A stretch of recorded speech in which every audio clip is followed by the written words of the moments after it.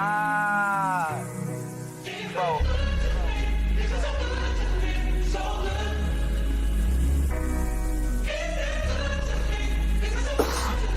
Don't trip, that's a good cushion. If it's good for your health, won't taste good. Shorty really from the county. She fake hood, best friend a makeup artist. Always be the face good, real hair rocking. She never rock a lace look. Say she from Trenton, I met her out in Lakewood. Head game fire, sense of humor, cook a steak good. Those just the basics, baby. Cause I'm out the matrix, baby. King, where you been at? Just be hunting, trying to get some honey. Cause I done elevated above infatuation with money. And bitches fucking like bunnies for Tony Romans. They dummies and they ain't being funny. Sad story to tell, even sadder to live. Fucking for nails with no groceries in your crib. Long as you good though, the bitches screwing they face up right now, you would know. What's good to you? A genius to somebody else, misunderstood to you. Huh? What's good to you? A genius to somebody else, misunderstood to you. Whoa.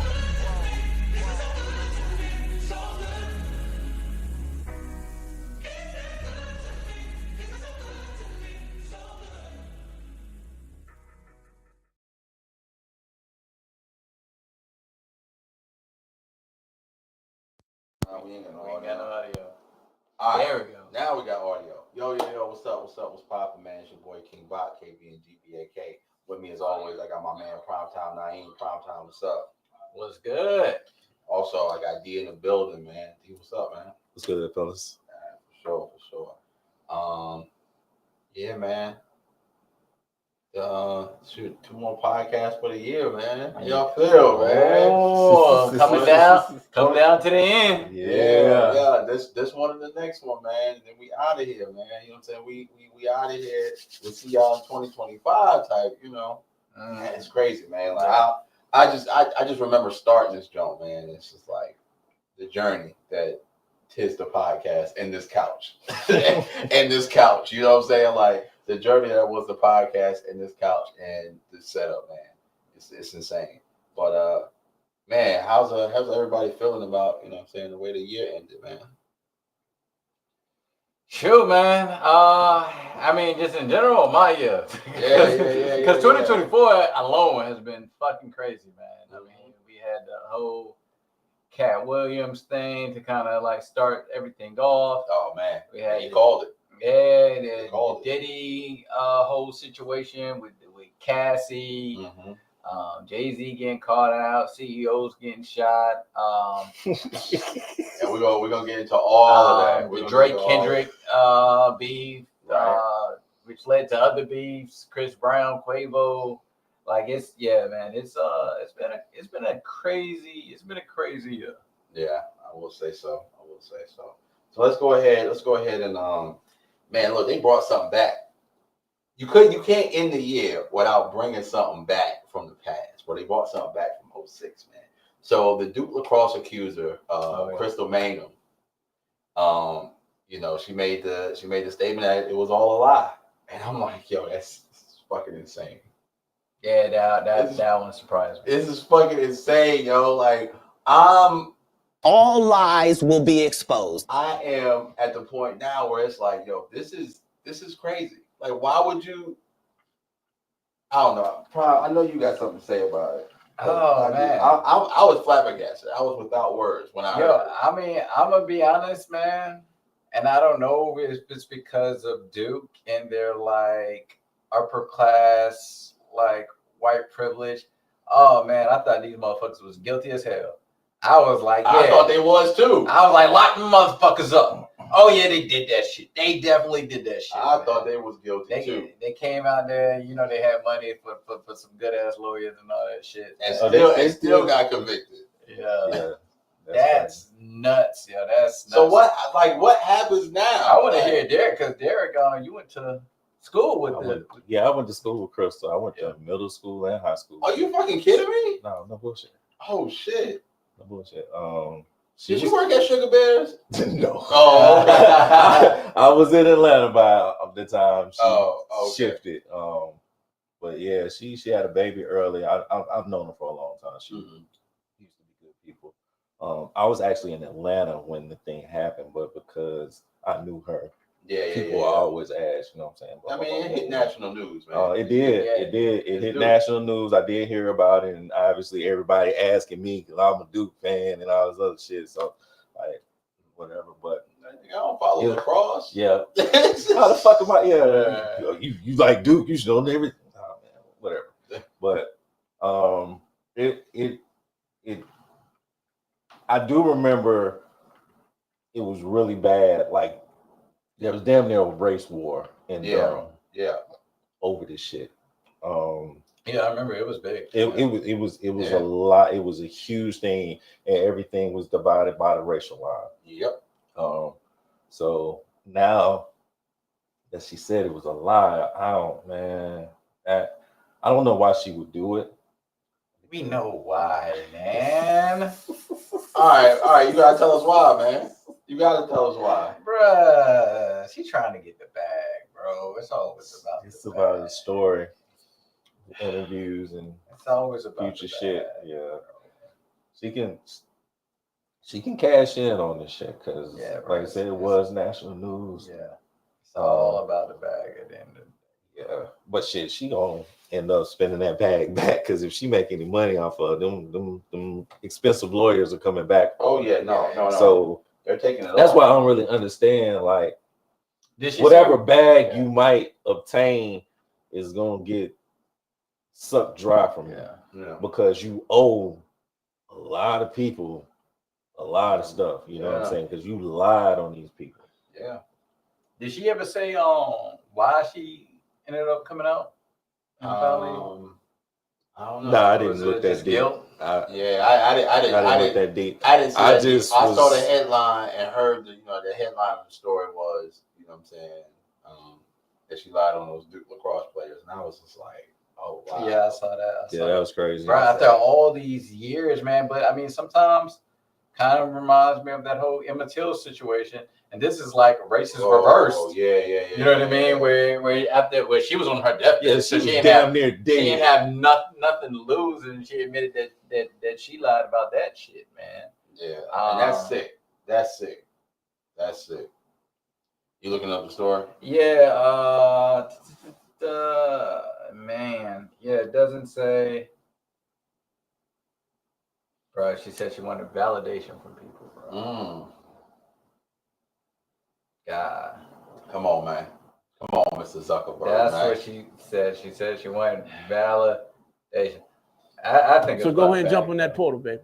I think it was about I think the validation she was looking for was monetary. Yeah, no. That's definitely absolutely it. That's absolutely it. She probably was in talks with Netflix about a documentary or something, and shit just ain't happening. Now I'm about to stir this fucking pot, nigga. I don't know, man. Yeah, and the sad part about all this, it makes it harder to believe when SA really happens. Yeah. Yeah, I mean, she's really just fucking it up for like you said, like the real. So I'll chime in. I'll chime in on this point. I'm happy we geared over to this point. So, a lot of times with anything involving assault on a woman, you know what I'm saying? It's just keen to believe a woman, right? Mm-hmm. I mean, statistics say that if someone says that they've been sexually assaulted, it's more likely true. Like probably like 90%, like something like way up there. So during my stint in, you know what I'm saying, with Guilford County working at the courthouse, man, I seen some shit, bro, and like it disgusted me, man. It disgusted me because it was this one particular guy. He worked at the post office, delivering mail. Shorty said that she made the claim. She came up to the magistrate, made the claim that she was sexually assaulted by this man, this and that, went through all the paperwork, went through all the interviews with the DA, said the right things for them to bring charges on this man. They arrested him at his job. He was locked up. He was locked up for 15 days before he was first seen by a judge. So he's lost his job by now. Mm-hmm. He's lost his job by now because they're not gonna hold this shit if they what the fuck this nigga at? He in jail? Oh no, this nigga's fired. You know what I'm saying? So he's lost his job. He actually gets he doesn't even get to the trial, right? He doesn't even get to the trial. This is the first appearance in front of the judge where they talk about his bond, right? She's there and she's sitting on the DA side and she says that, oh, I made this all up because he would not accept my advances. I said, what in the entire fuck? In my mind, I'm sitting in that courtroom. I'm like, yo, what is happening right now? Like, what is happening right now? So after all of that, they let the man out of jail, you know, free on his own recognizance, whatever. You know what I'm saying? This, first of all, you've already been charged. So now it says dismiss. You still have to go through an expungement process to get that dismissal off of there. In North Carolina, you get one expungement. You get what I'm saying? Like, fam, like it's crazy work out here, man. Yeah. It's crazy work out here, and I don't think, you know, The Boy Who Cried Wolf was not a story. Most like women that do that, they did not read that story. Yeah. Because the time that it actually happens to you, nobody is going to believe you because it's like if you get in front of that judge again, or you go and talk to that particular DA again, they're gonna be like, "Hey, yo, fam, you lied the first time, man. I gotta see real proof. Go do this rape kit or something like that. Like, I gotta see real proof at this point." You know, the thing about these cases, a lot of times with sexual assault, it is kind of hard to prove unless the person goes and does a rape kit almost like immediately after. Mm-hmm. And then there's the question of like, was it consensual? Was it consent? There's only two people in the room, so how do you prove that? Yeah. You get what I'm saying? So unless there's like defensive wounds or whatever. Yeah. So the scarring or whatever, like when they do the rape kit or whatever. Right, yeah. So a lot of times, man, these things are like really hard to prove. So that's what like really sucks, is because it's like you want these women to get justice, but now you hear stories like this. You also don't want people to be falsely in prison. You know what I'm saying? Yes, absolutely. You know what I mean? So it's just kind of like, and that's the part that gets overlooked. Yeah. A lot of times, nobody really cares about the backstory of, like you said, you know, you got locked up, lose your job. For 15 days, he probably gonna lose his crib. Yeah. Unless he got, you know what I'm saying? Yeah, your reputation soiled because you know, the story is on the front page. The apologies on the back page. Right. You know what I'm saying? So people be missing that shit. You know what I'm saying? Yeah. When you get exonerated, like you don't even get that small little. Yeah, that's not a headline. That's a footnote. That's a footnote. Niggas don't read footnotes. Niggas read the headline. Like you go back and look and they're like, wait, he was exonerated. Like, you know what I mean? Like you know what I mean? Like you won't even know. Like, you get what I'm saying with a lot of these situations. So it's the first 4 paragraphs is how you are a scumbag, and it's the last sentence that says, "Oh, by the way, he was exonerated. He's not a scumbag." Like, you know, you don't even get down that far. He got off this time. But that's the thing too. Like, especially with these trials, man, you get continuances and all this stuff.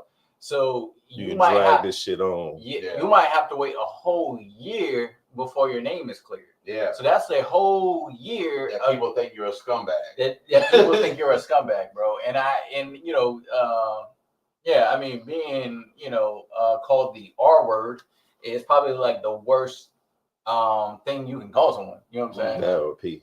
Yeah, or P. Well, P, I say P, then the R word, you know what I mean? Yeah. So those I think them niggas on the same level, yo. Yeah, I think them niggas on the same level, yo. Kids is but hey, those are both pretty bad. Either way, they're both pretty bad. They're both bad. They're both pretty bad. So it's like, God, to be called that, and it's like literally like you're at that point, like you're like a pariah. Like, bro, do you know how many ass whoopings they caught in jail? Yeah. By being a rapist, and you raped a black girl. Yeah.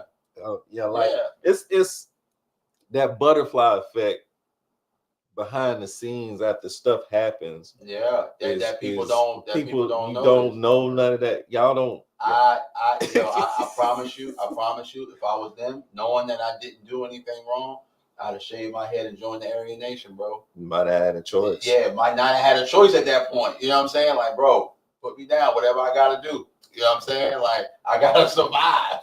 I gotta survive until she tell the truth. I gotta survive. I think they probably got relocated though. They weren't like in the city. Oh yeah, no. I mean, they was probably kicking in the club fed. To be honest with you, they was probably kicking in the club fed. Since we speaking about arrests and court situations, man. I found this one funny. Svetlana Dali was arrested again. Right, so the first time she got arrested, she stowed away on a Delta flight. Talking about get me out of the U.S. And then she hid on a bus trying to get to Canada. Yo, I don't know what is wrong with this woman. She's trying to get out of here. Who is she?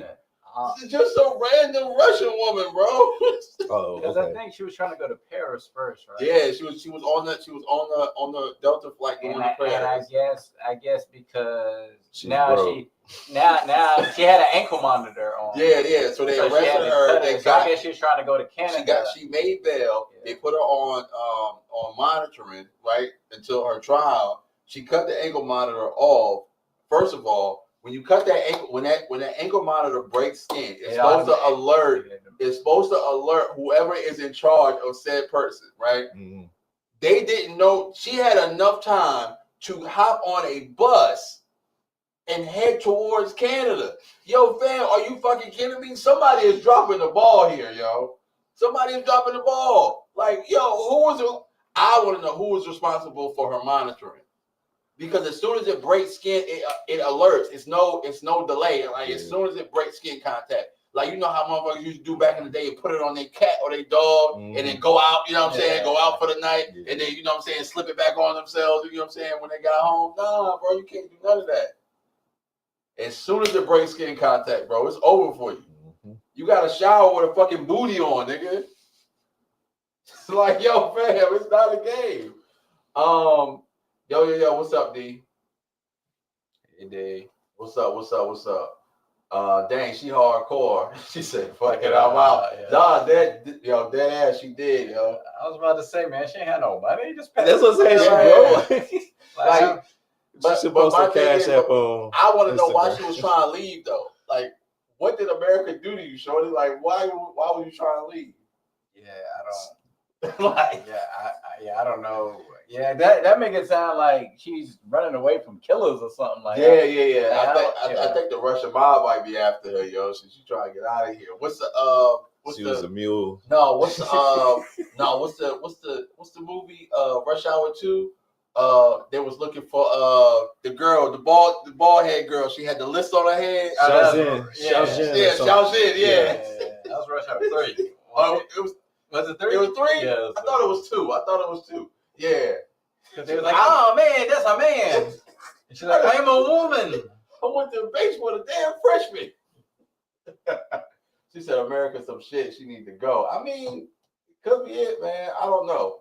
I just thought the story was kind of comedic because it's like, why?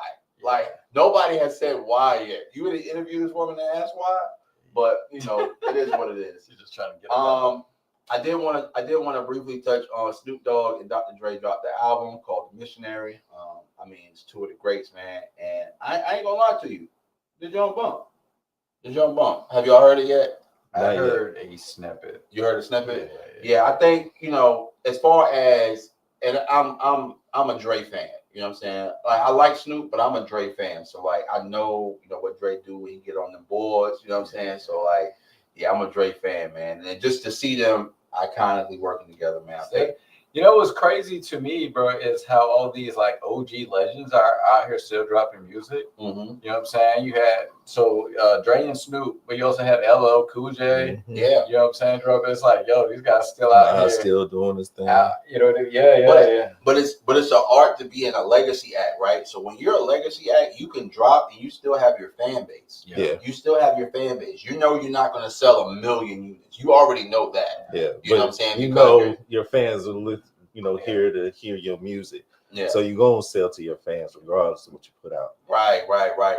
So like, you know, I appreciate a good legacy act project. I appreciate a good one, and this was a good one.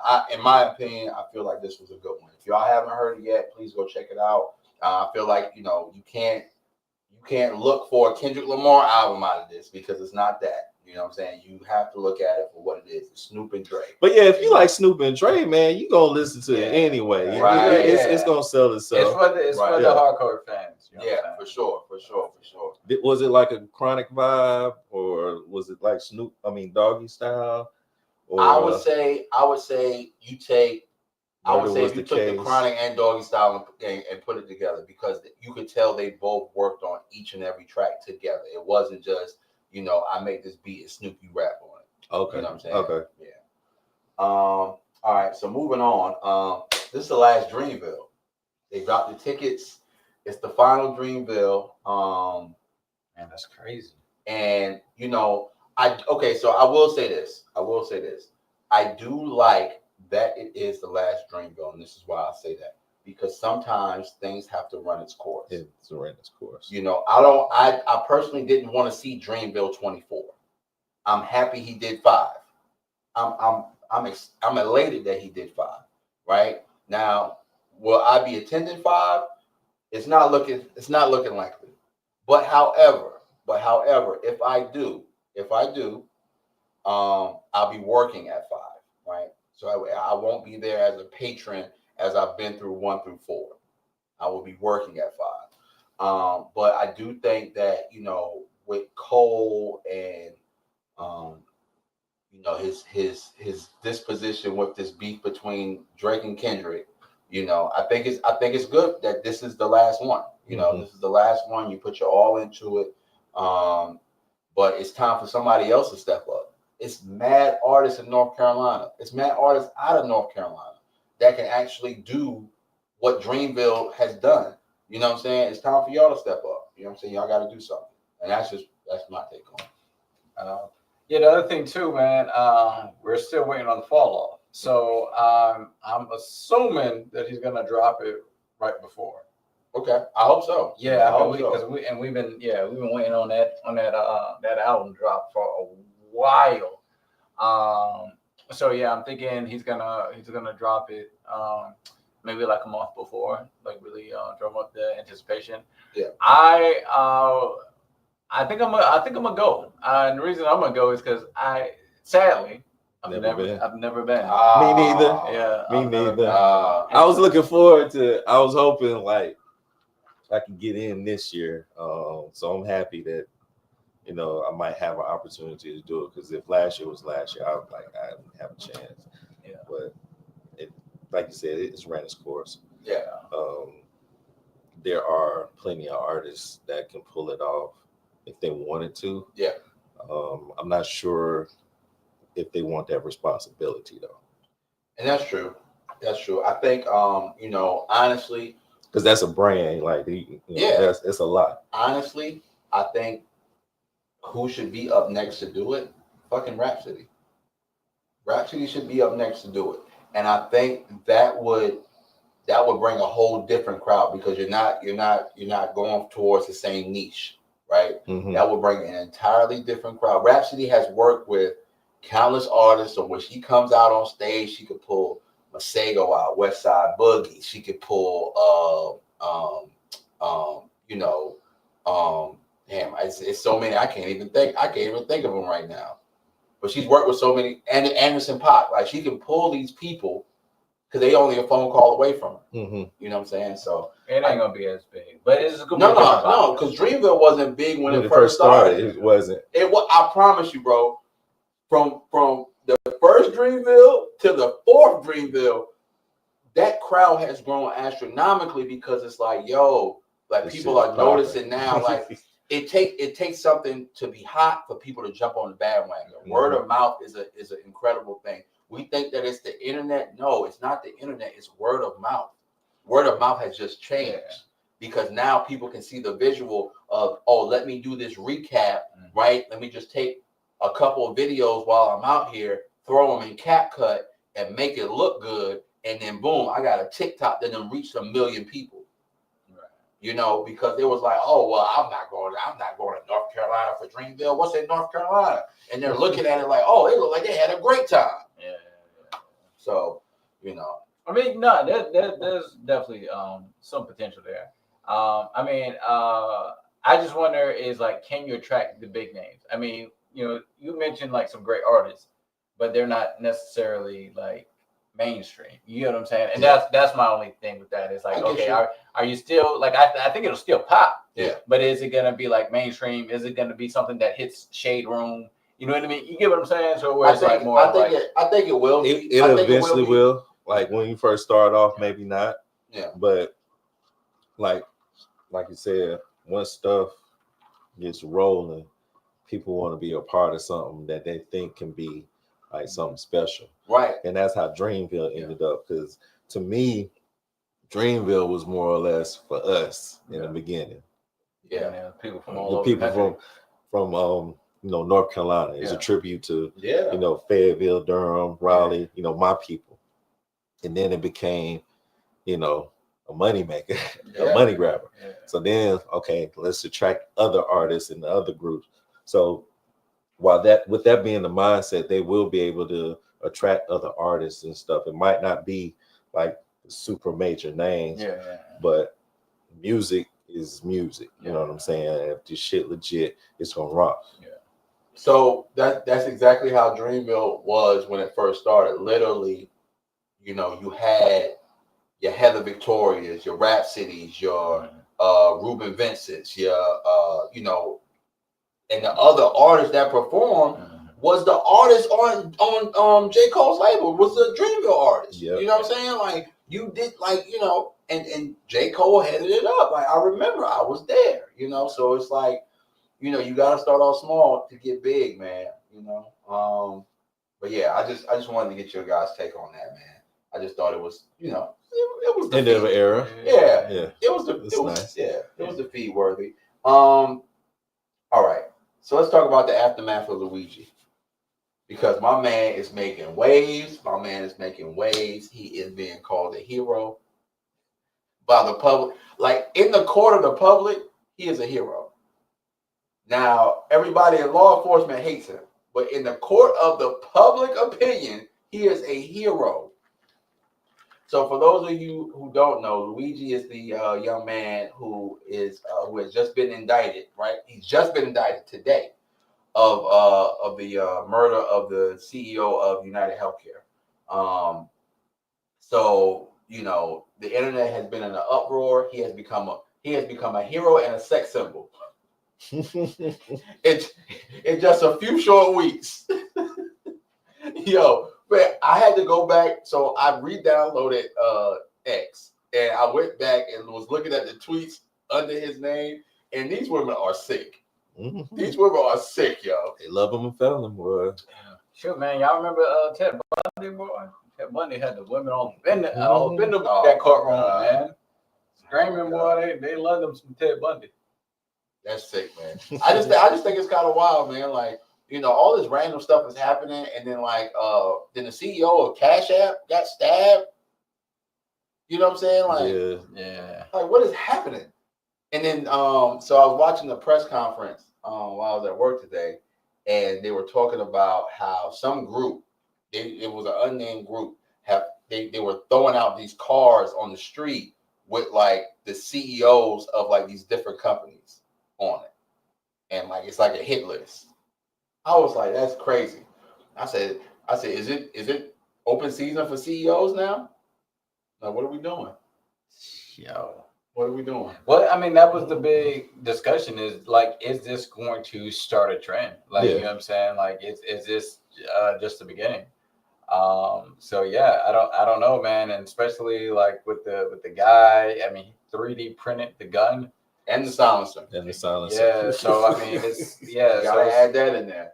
So I mean, it makes it relatively easy. I guess that's why the gun kept jamming on him. But it makes it relatively easy for anyone to just go print a gun, and just go and whack somebody. You know what I'm saying? So it's like, and these CEOs, man, their information is right there on the website. Yeah, it's public information. It's public information. It's public information. So, I wonder, are they going to start trying to hide that stuff now? Are they going to, pass a law to where, these companies don't have to reveal, who the CEO of a company is, or, how are they going to protect their CEOs now? But they should think. Yeah, what Chris Rock say? He said, yeah, man, this guy died. He had a family. He said, but sometimes drug dealers get shot. That's fucked. Yeah, I know. That's like that. I was like, and Chris Rock, I'm not like, I felt like he kind of fell off, but I was like, that's funny. But yeah, man, people, they look at it like, man, this dude has caused the deaths of, hundreds, maybe thousands of people. So they're not very sympathetic. So yeah, I'm curious to see how this all turns out. I think if something else happens to another CEO, that's when they'll start like changing some of the information that's available to the public. But until then, I think they, hopefully it's not a trend, because we don't want to see people just getting killed by people who feel like, they want to get famous by doing stuff like this. Because that's another thing, this could be a trend because he got famous and he's a sex symbol. So I want that too. I ain't got shit going on in my life. Let me find something to do. And then everybody all of a sudden, just start doing stupid shit, So hopefully it won't turn into a trend. Tiffany says, of course it has, of course a trend has started. There's some angry people out here, and she's absolutely right. You look at, the companies these people run. Cash App don't have no customer service. You can't call nobody. You get a robot. Hey, yo, fam, I will never understand why you motherfuckers will put money, right? Motherfuckers use, man, look, this is shit that pissed me off working at HR. Let me tell you something, man. Motherfuckers will not have real bank accounts. They will use Cash App because it has an account number and a routing number. The motherfuckers don't have a customer service. If you lose your money, you are fucked. You are fucked right in the ass. Like, you can't, what are you going to do? What are you going to do? It's no accountability. I just can't put my trust in no shit like that. And that's just me, man. I feel you. Fuck Cash App. Yeah, man. Like, look, if you want to send me a couple dollars on Cash App, yeah, I'm going to deposit it on right in my bank account. Yeah. You know what I'm saying? Like, I don't waste no time. But send it right to my bank account. Yeah, that's why I was like, hold on, make sure we got this right, because I ain't trying to send this to the wrong motherfuckers. Exactly. Yeah. Oh my God, you never see your bread again. Exactly. Nigga. You never see your bread again. Hold up. All right, man. I got a free $50. Yeah. Man. Oh, we got one more count there. Christmas came early. Oh, damn right. I would never trust Cash App. Zelle me, baby. I got all them joints, man. Yeah, Zelle, Venmo, Cash App, all that, man. Mainly because my Cash App, I people that pay me my money, I just let it sit there. That way, if somebody needs something, I got it, and I can just send it back. But I don't have it connected to I'm not putting no real money in there. It's already money somebody then gave to me. Yeah. So keep it fluid like that. Yeah. No, I feel you on that. Basically a savings account. Yeah. Basically. A very small. Very small. Yeah. For a couple of dollars in there, man. Yeah, a couple of dollars in there. All right. So I ain't got too much for the spice today, fellas, man. I just got a couple, man. And the one I want to start with. Hey, man, all women are a little gay, yo. All women are just a little gay. I'm gonna tell you why. Right? So you'll see women. We've been out in the spots, man. We know we've been out in the spots. They get a little drunk. They kiss their best friend. You know what I'm saying? All right, cool. You know what I'm saying? Yo, hold on. Let me.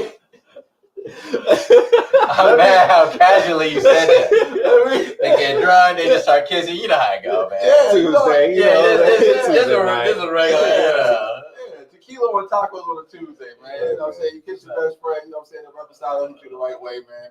But also you got the girls. Who he be hanging with? So then you got Tuesdays. Then you got the girls that be like, oh, I don't be on that gay shit. All right, cool. But you say you don't be on that gay shit, but you let your best friend send you nudes before she send it to the dude she about to send them to. Like, come on, fam. Come on. Come on. Like I'm not getting ready to send my nuts to one of my homeboys and be like, yo, you think she gonna like this nigga? Like, yo, what? Yo, Like, I'll fucking kill you. like, yo, that's nasty work, right? But she'll swear up and down, oh, I ain't gay. Fam, you let your whole girl send you dudes. Like, so I get that. I get that women are a little bit open with each other than men are. But like, fam, that's still gay, yo. You know what I'm saying? It's gotta be balanced. It's gotta be balanced. And that's just where I sit at with it. Y'all might think different. That's just where I sit. All women are a little gay. Listen, I mean, yeah. Tell me about the debauchery. I mean, look, the way you put it is a little, but you know, I don't disagree, man. I mean, even you can't because it's true. Because it's true, man. I mean, we just seen too many examples, like girls at the club, they twerking on each other, they smacking each other's ass. Even before that, girls would like be holding hands and stuff like that. And you'd be like, wait, are they? Or are they just being like cuddling and yeah. Well, holding hands and the cuddle thing, I'll let that slide. Because, you know, depending on what role that girl plays in that other female's life, she might be like a mother figure to her, like, or a big sister to her, you know what I'm saying? Like, but yeah, I mean, just I'll like, let that slide. Yeah, girls in general, they're just more like open, like with like how they are with each other. You know what I'm saying? Like, you know what I mean? So it's like you said, like, how do you think my tits look good in this bra? Yeah. Like, you know what I'm saying? Like, I'm not gonna hit my homeboy like, yo, do you think these boxers look sexy? Like, I'm not gonna do that. Can you see? There's my balls on the left side. You know what I'm saying? You see all that? You like that? You think she'll check it out? All right. So Stacey says, I wouldn't say gay. Most females are open to exploring their sexuality. I mean, bye. Still gay. Still gay. Yeah. But no, I get you. No, but I'm 100% with you. I get it. They are a lot more open because you know it's not viewed as gay when women do what they do. Yeah. You know what I'm saying? It's not. Yeah, you look at it and it's like, yeah, it's like. It says that don't mean we're gay. It's just a different vibe. Like, okay, yeah, like I get it. Like, I don't view it as gay personally. Like, I just like that's womaning. You know what I mean? Like, you know what I mean? Like, that's just woman being woman. But it's just like, but when you flipped it, if you flip it, oh, it's gay as hell. Oh, that's gay as hell. And I guess that's the just double standard. Right. Yeah, that's just how like what women can just get away with doing stuff like that. You know what I mean? Right. Like she got a nice shape. You know, I like, you know, her jeans fit her. You know, girls can make comments like that. Yeah, they can be like, oh my God, your ass looks great in those jeans. Like, you know what I'm saying? Like, they can say shit like that. You know what I'm saying? Like, the guys can't say no shit like that. Your ass look great. Your ass look great. I'm like, yo, boy's my body. Like, yo, I can't give you a compliment. Yeah, a man say the same thing. It's an issue. Like, oh my God, this is terrible. And I've seen like jeans wearing you. It can be strange women. It can be like she doesn't know this woman at all. They just met, and she'll be like, "Oh my God, girl, those titties are tittying," and she'll be like, "Oh, thank you." You know what I'm saying? Thank you. But let me go up to a girl and be like, "Hey, girl, them titties are tittying." You're like, pervert. My eyes are up here. Right. I'm like, the fuck, yo. Dominique says, never sending pics to my homegirl for why. I mean, they doing it. They doing it. I accidentally saw some nudes of my girls, homegirls, because they sent her some nudes. And at first I was like, damn girl, you got some nice titties. I'm like, oh wait, those are not your titties. I was like, hey girl, I remember your titties, man. Hold on. Zoo. I was about to say, I was like, hey, man, girl, she had to snatch the phone out of my hand. I said, yeah, right. You was looking too long. You should admire real quick. Is that a nipple? Oh wow. Got distracted.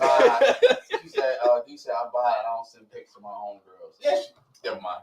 See, I was about to get upset because I'm like, girl, why didn't you send me this picture? And I'm like, oh, that's why. Because it's not you. Yeah, it's not you. For sure. I was like, you never sent me this nude. Oh, that's not you.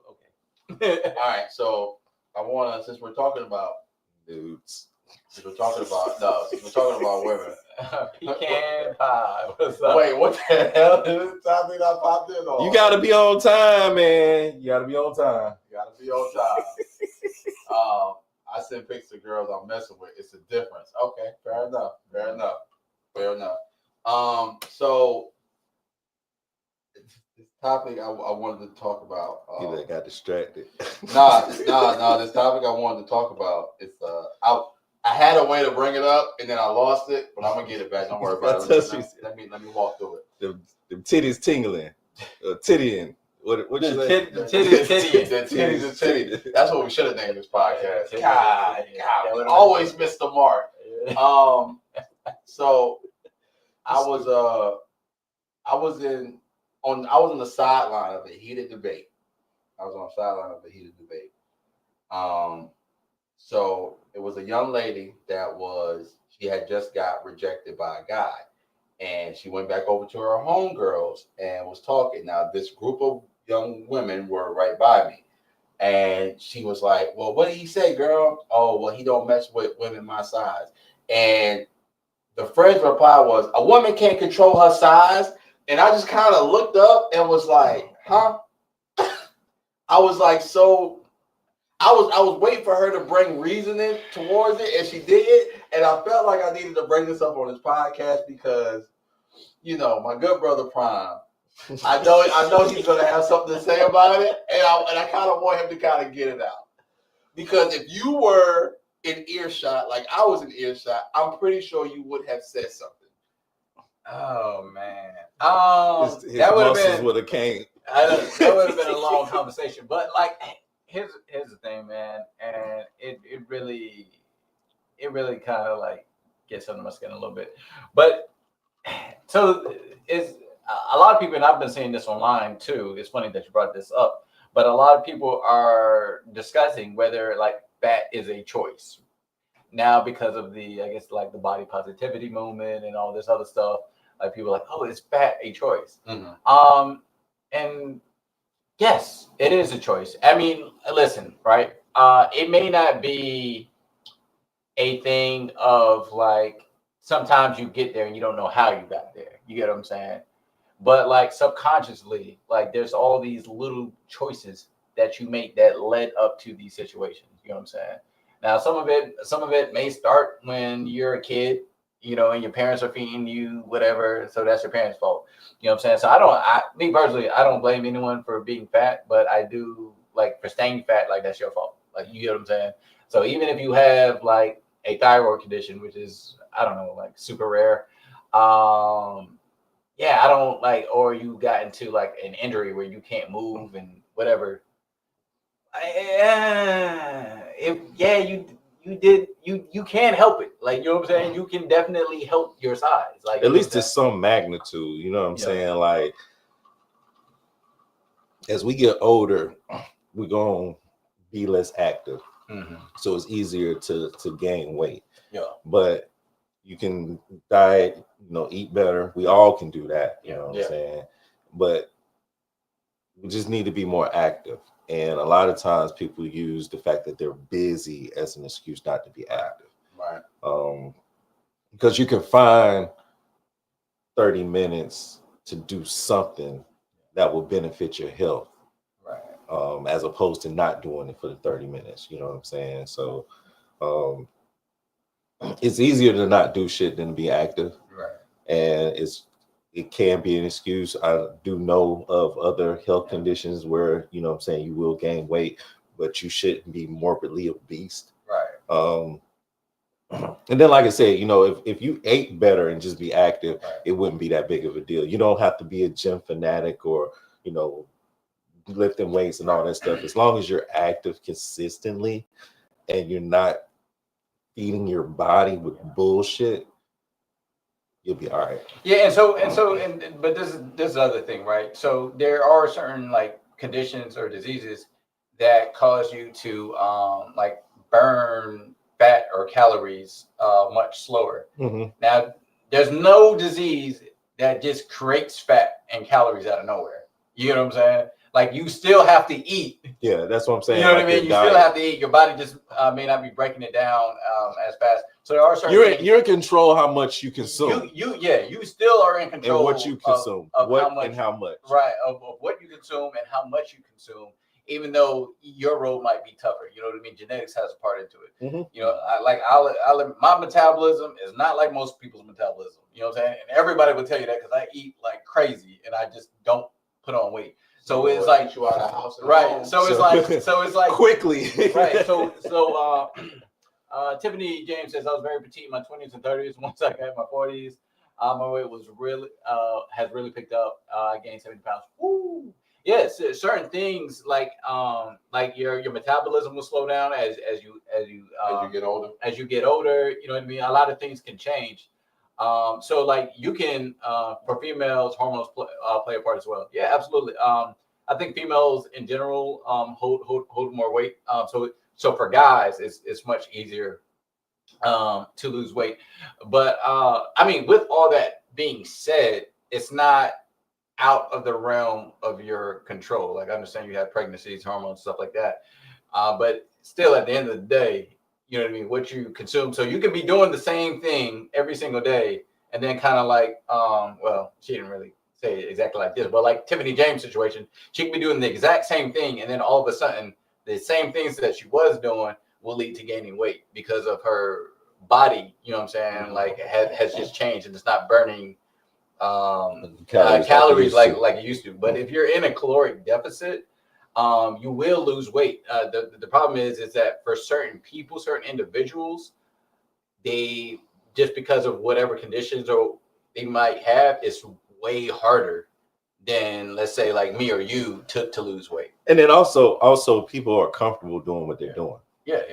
You know, like you have to change your entire lifestyle in order to be a healthier version of yourself. And a lot of people, unfortunately, wait until something happens to them to where they don't have a choice but to change.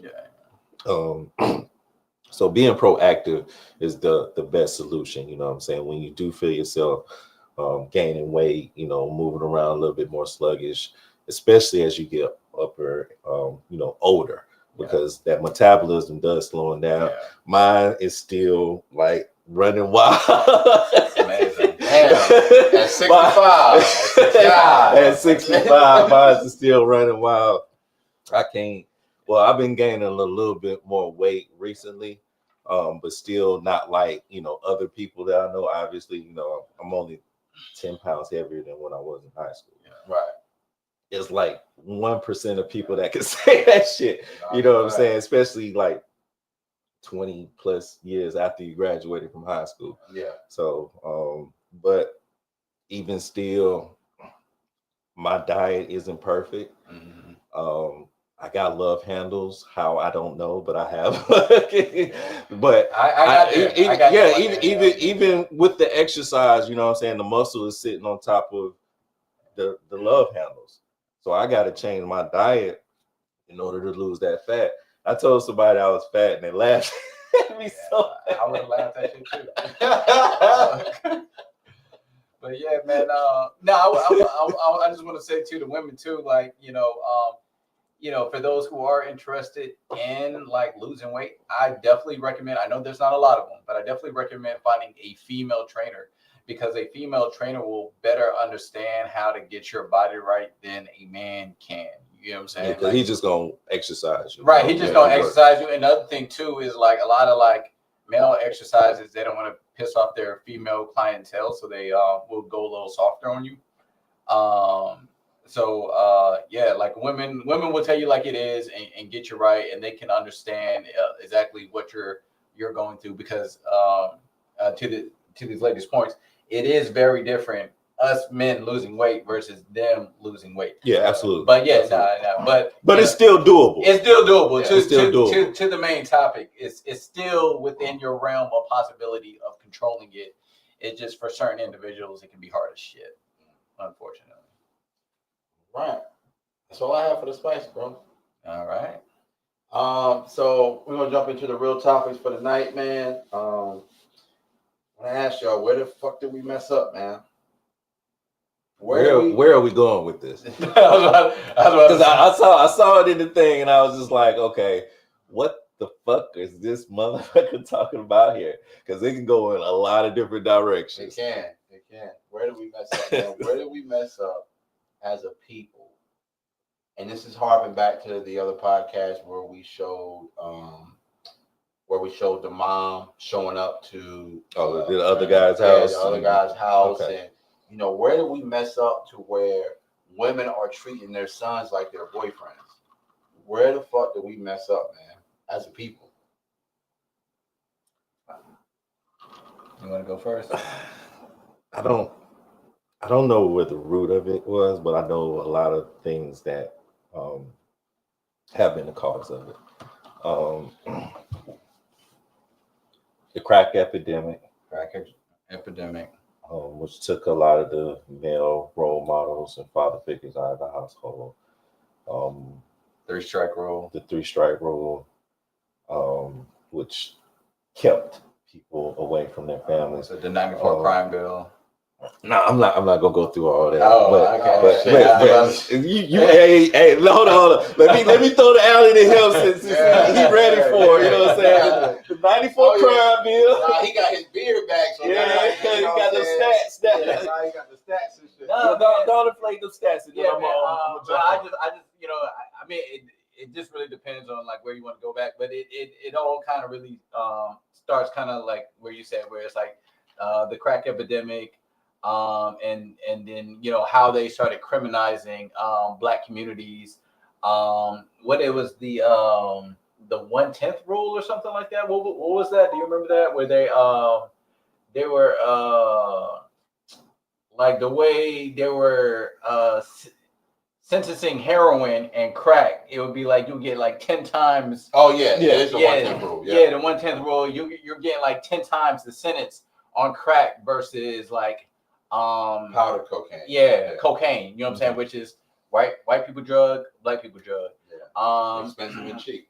And then Lyndon Johnson with the whole processed welfare act, where now it's like women, like one you take away the black man, you lock him up, and then you tell women to marry the government and say, hey, look, we're going to take away your benefits if your man comes into the house. Yeah.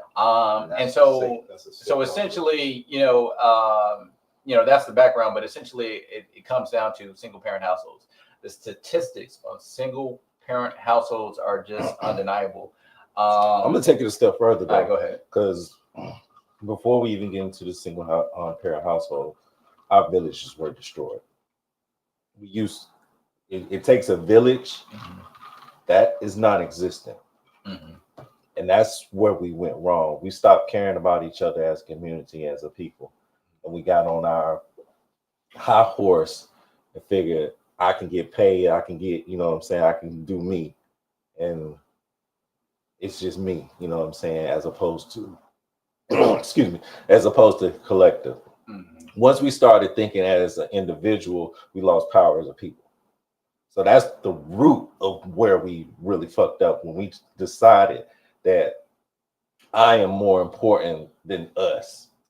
I think part of that too, man, is we got to build back up our religious communities. You look at a lot of these churches, man. It's nothing but women in there. There's not as many black men in the churches nowadays, man.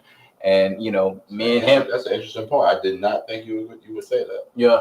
I mean, if you think about like me and you, we grew up. We had a mosque, and that split up, and we could see how that kind of like deteriorated things too. Yeah, it put a hindrance on shit. It even put a hindrance on kind of like friendships. Like, nah, you still my guy, but like, I'm over here, you over there. You know what I'm saying? And so it's like any type of thing where it's like, and this is why I know like a lot of people have their different opinions on religion. They say it's very divisive, but within the religion itself, it's very uniting. And so and that's the thing with black people. They're actually used to be very religious. And remember, they had a marriage rate of like 80%. They were like number one I think before the 60s. You know what I'm saying? They were number one as far as marriage rates. But also you got to understand the churches have changed as well. Yeah. Because the government finances the churches now. Yeah. So the message is a lot different than what it used to be. Yeah. Well, so to me, I think what you're talking about community, and to me, it's so hard to build a community. But that's why, like, I brought up religion, because I know, like communities often unite from a shared ideal, and that's usually like religion. Mm-hmm. I just don't know, outside of religion, how can you get Black people to unite and form a community kind of like we had before? It's a really hard thing to do, and that's why we get together for all the negative shit. Don't be discouraging about it. They you know what I'm saying? We get together for all the negative shit, so we have the bandwidth to do it. Oh yeah. It's just, do we want it collectively, or are we going to continue this mindset of individuality? Yeah, I mean, me and mine. I mean, this is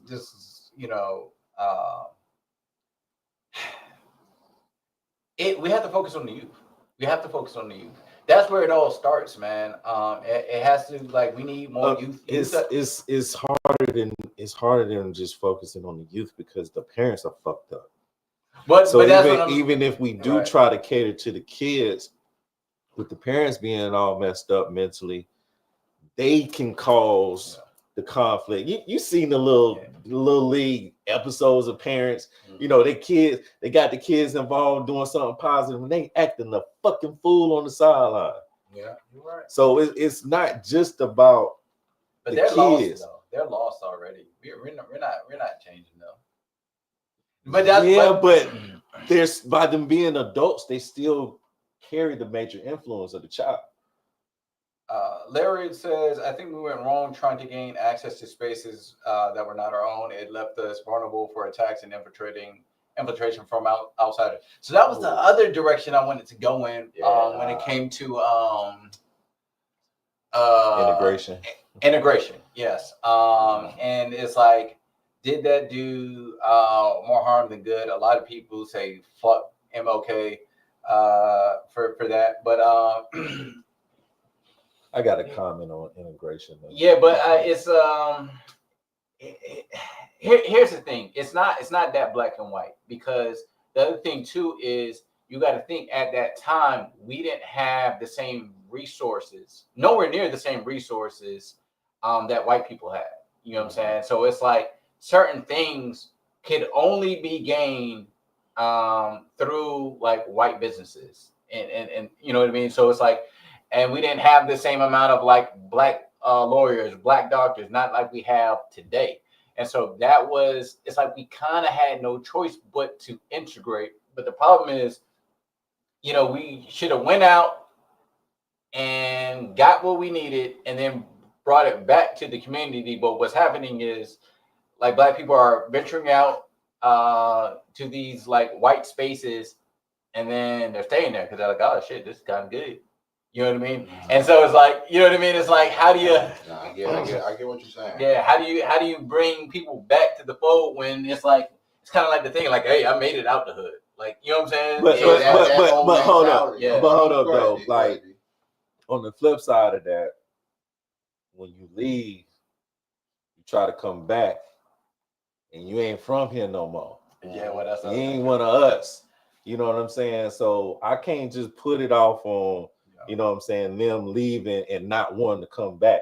A lot of times we don't accept them as our own anymore because you left.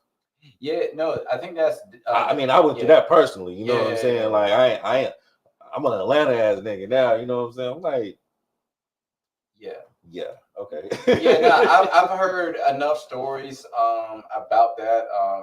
We know the stories with Deion Sanders. We talked about this on this podcast. Yeah, you know how they was out here robbing him, breaking into his car. You know what I mean? At Jacksonville State.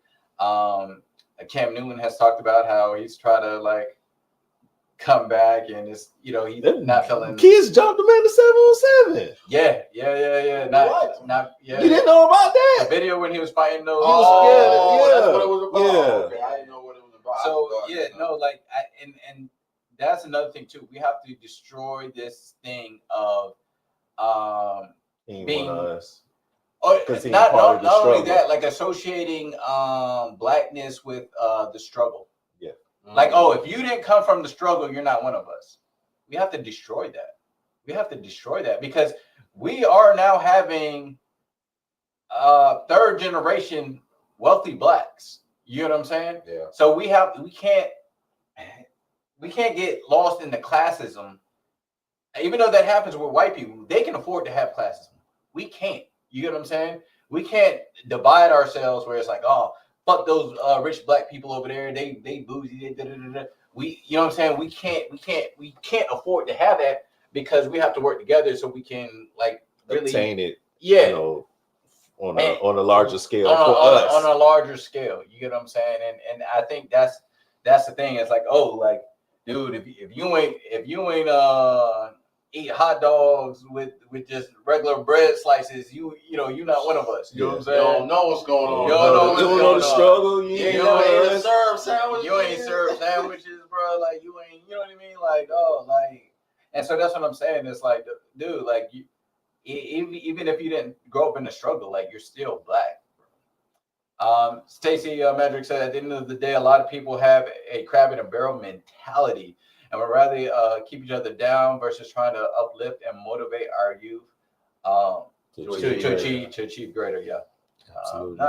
Absolutely, man. So I don't know, man. I really, for me personally, I think we need more youth activities because to me, I feel like we definitely need more. I feel like you can't fix the parents, but if you give them like a place where they can go, where they can find other role models. You know what I'm saying? Like, I do know it starts at home, right? I understand that. But, like, if we have to at least give them an option to find other role models if they can't find it in the house, because I don't know how you go into people's houses and fix grown motherfuckers. You know what I'm saying? Like, that's a losing battle, dog. But, like, I'm just saying, like, as far as, like, elevating our mindset. Yeah. As an adult. We have to start thinking and doing better if we want to change. I think that's more on a like a individual, but as a collective, like I don't know how you like tell these grown people what the fuck to do. You know what I'm saying? No way. But like for the people listening, this is what you need to do as an individual. Go ahead, work on yourself. Yeah. But like as a collective, like I think I just think about my childhood. And man, like we used to go to camping trips and like all type of stuff that they had. Like we had a lot of different male role models. We did have a lot of male role. You know what I'm saying? Like brothers that was like super cool. You know what I'm saying? Like I want to dress like you know what I'm saying? Like people who taught us how to play sports. People who taught us how to fight. Yeah, you know what I mean? Martial arts classes. Martial arts. Yeah, that did not happen at home. Like, you know what I'm saying? If it wasn't for these youth programs, I probably wouldn't know how to fight. You know what I'm saying? Yeah. So it's like, I feel like, you know what I mean? And that's what I'm saying. In our community, we had those people and they had these opportunities that didn't charge a lot of money because they know we weren't. We didn't have it. And so, like, to me, like, I think that's where we got to focus on, where we can bring people together, and you know what I mean. It's like families bringing their kids, and you know what I mean. Even if the parents are like, "Hey, just drop them out here," I just want to get rid of them. Yeah, but at least they're being, and they're keeping the kids out this house on Saturday, right? Being busy with something that's productive versus like wasting their time doing nothing. Because I mean, honestly, social skills. Yeah, honestly, like. That's the reason why a lot of kids rip and run the streets, because there's nothing else to do. Yeah. You know what I'm saying? That's what they say. Like, so it's like if we had other things to do, that they can get involved with, that would at least, get some of the stuff off the street. You know what I'm saying? So kids gonna do what they're gonna do, but if given a choice, a lot of these kids would rather be doing something productive instead of destructive. What they say, man? Idle hands is the devil's playground or something like that. Oh yeah, absolutely. So it's like you got to give these kids something. Because you're gonna do something. Yeah. So if you give them something positive to do, chances are they're probably going to do something positive. If you don't do nothing, but and everything around them is chaos and destruction, you're gonna follow suit. So I think, I think that's important. And then also, what I'm saying, for the families that, say, oh, I can't afford it, making it affordable. So I know when I started Pop Warner, it was a form my mom had to fill out, and she filled out that form so I could get pads and a helmet, for free. And then, the subsidy, I think it was like, $20 or something like that for me to just be on the roster. You know what I'm saying? So it's like, we can't afford the full price of everything, but it was somebody willing to give, for this Pop Warner League, and to get these kids like myself, something to do. Yeah. That's what Stacey said. It boils down to funding. You can't have youth activities without funding. Yeah, for sure. And that's the thing too, is like, for the people who have made it out the hood, like me, you don't necessarily have to be hands-on, but if you can fund a program, you know what I'm saying?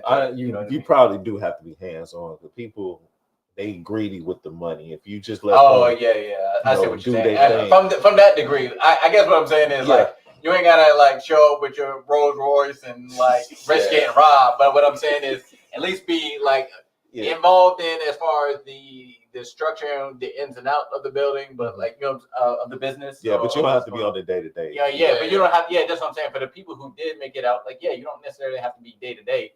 But at least be around enough to see visible for your program. Yeah, make sure everything's running the way it is, and pop up every now and then, take photos. Hey, you know what I mean? Show some comment. Let me say, because I did want to make a comment about the integration thing. It would have been good, but it also would have been bad, because if they actually gave us land and we all were there, they could have eradicated us. I mean, here's the thing. That's the only reason why I'm not feeling the integrate. I mean, segregation. Yeah. Well, so that's the one thing, right? Where we actually at one point we were kind of segregated and we were thriving at one point. Tulsa, Oklahoma happened. You get what I'm saying? And so it's like when we were actually thriving within our own, they kind of bombed us. They bombed us and they fucked it up. So it's not to say we didn't try. You know what I'm saying? Like So I mean, But I mean, we still see to this day, families that have, thrived off the land that they inherited. You know what I'm saying, from wherever. It's like when I went down to Mississippi, Brody had literally his entire family living on the same street. You know what I'm saying? Grandma house right here, great granny right here, him right here, his in-laws next door, like the whole family lived on the street. You know what I'm saying? And that was all of their land. Like, Yeah, it's not impossible for us to like bring it back, man. But like to me, like kind of what you were talking about, man, I think it really like goes back to family. Yeah, I feel like, you know what I mean? Like I understand like sometimes, like you can't pick your family and all this other stuff.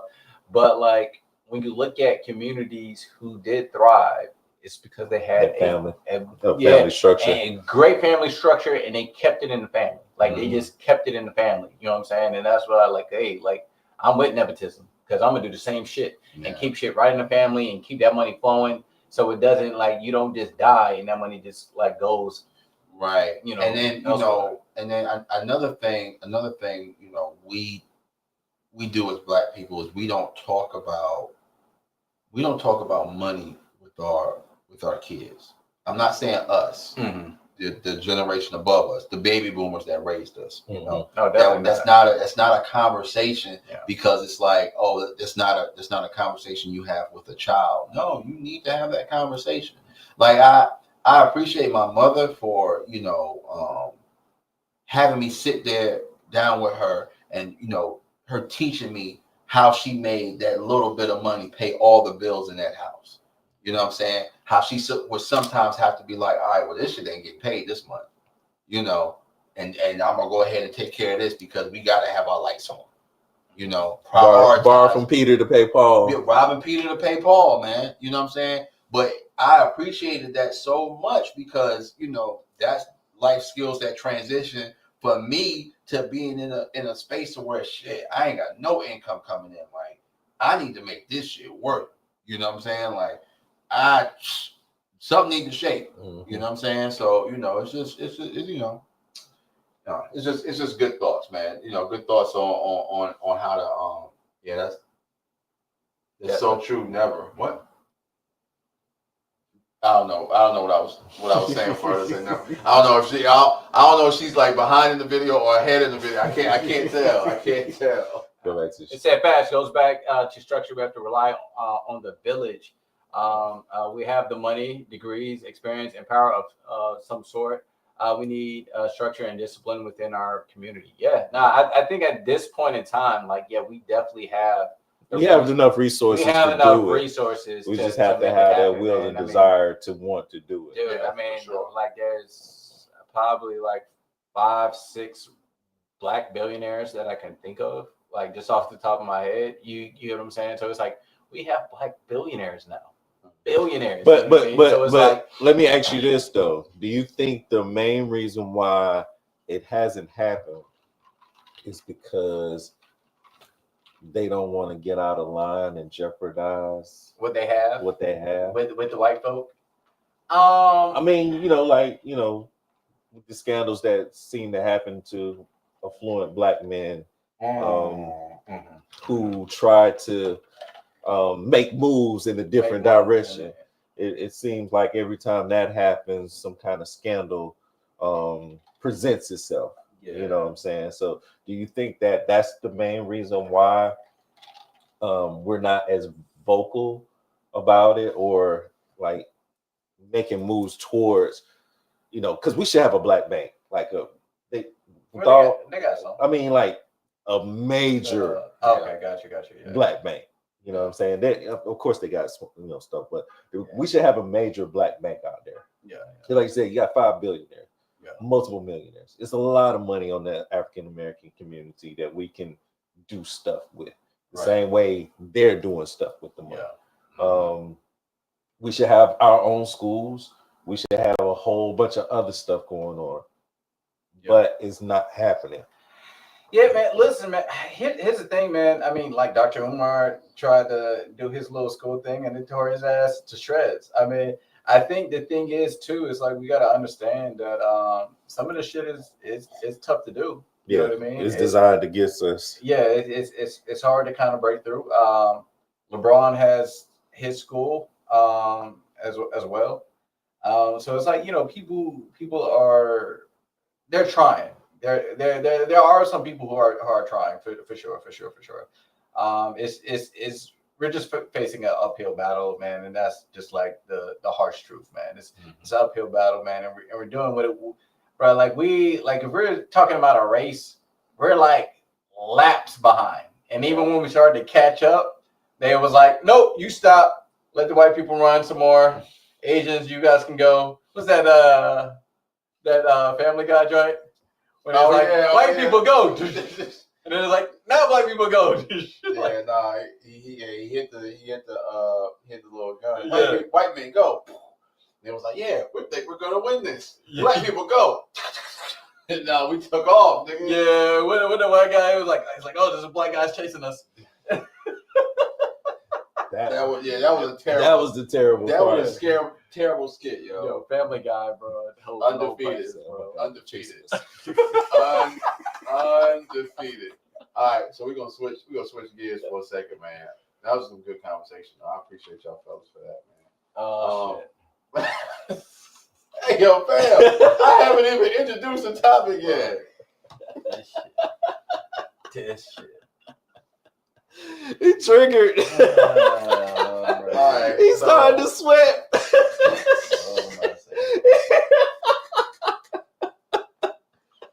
I'm not saying this shit. Oh my god. Oh, all right, so us as men, That's just, man, we have to be aware. We have to be aware. We have to be aware of the way that we speak. But however, if we are passionate about a topic and we are actually opening up about what is bothering us, please do not tone police me. You didn't deliver it in the right tone, but did you hear the message? That be my whole thing. Like I hate when that's an excuse. Oh, it wasn't in the right tone, so I chose not to hear it. So you're choosing not to accept me at my vulnerable point because my tone wasn't right. I can't understand how that is an excuse. It's avoiding accountability. Oh, because that's just because the thing is, if I can use that to deflect from what's really going on, that's what I'm going to do. And that's basically all it is. You know what I'm saying? It's just a deflection. I don't like the way you said it.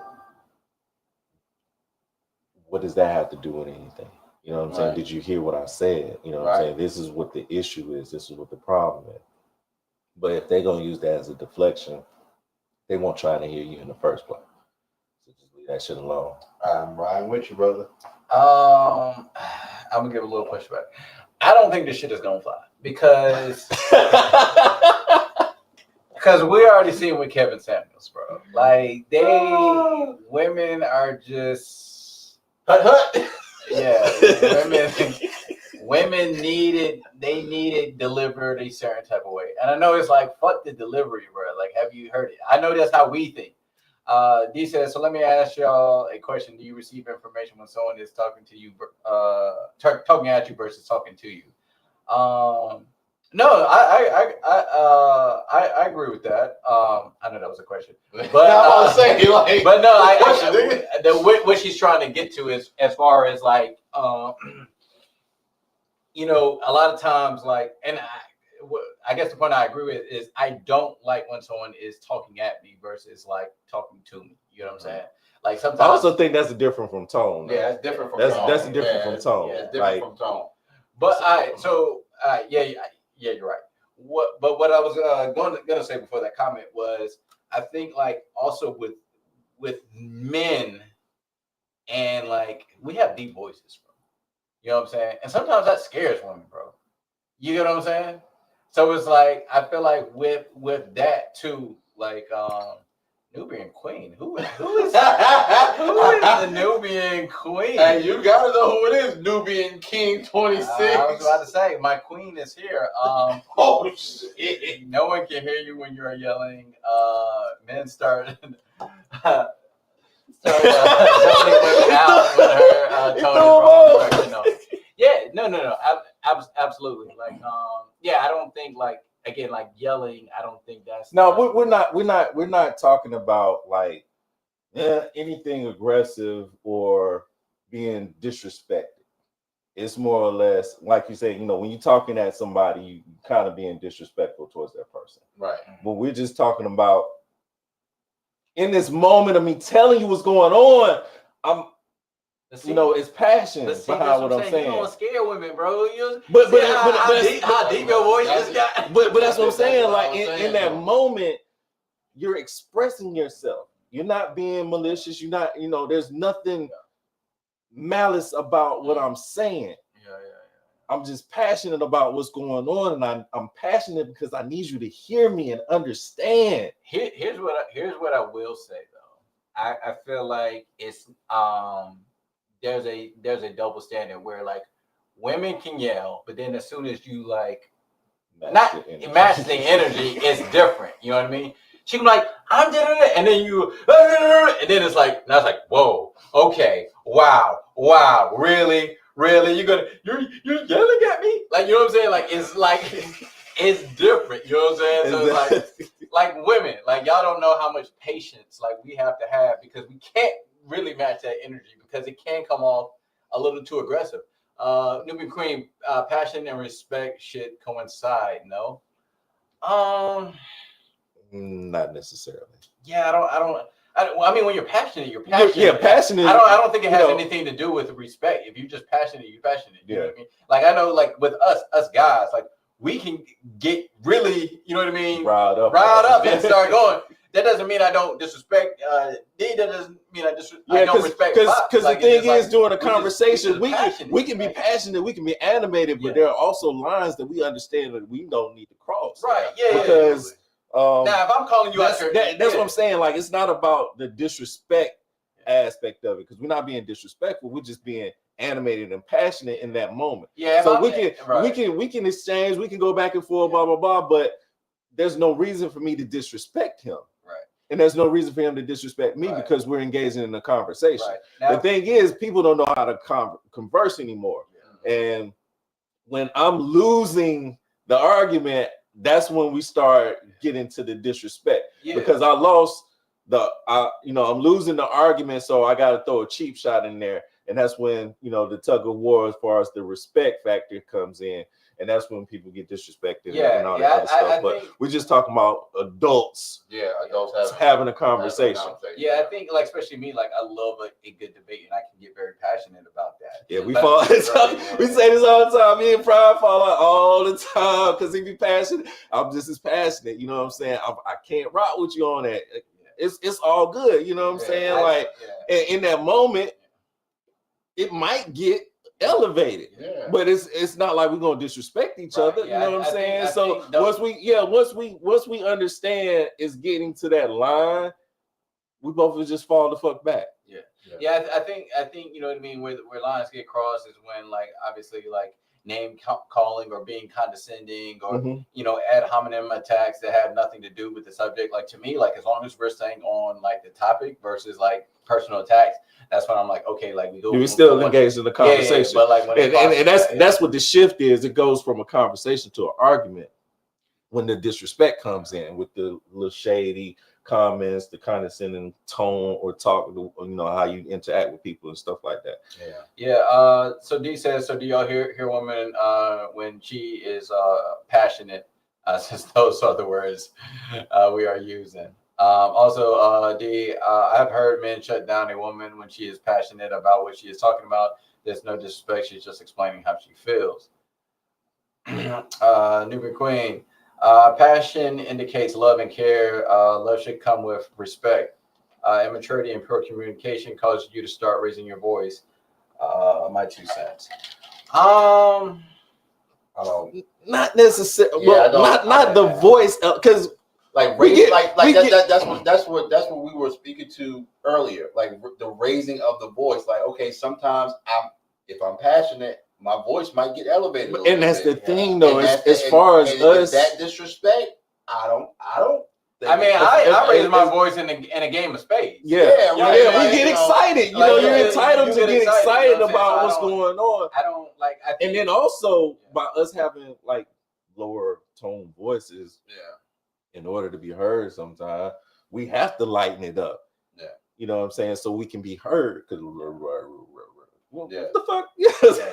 Because look, if we kept the same monotone the whole time, you don't care. You're being nonchalant.